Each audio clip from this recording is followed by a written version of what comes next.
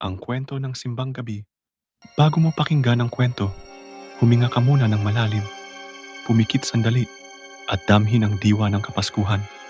Sa bawat tunog ng kampana, may kasamang pag-asa at panalangin. Tahimik. Tumutunog ang kampana mula sa malayo. Ana, naglalakad, inaantok.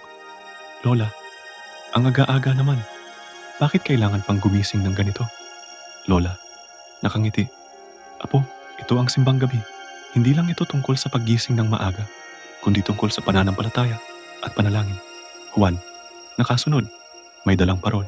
Oh, Ana, kapag nakumpleto mo raw ang siyam na gabi, may isang dasal kang matutupad.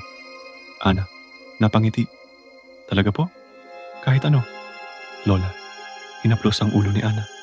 Oo, pero higit sa lahat, natutupad ang mga dasal na mula sa puso.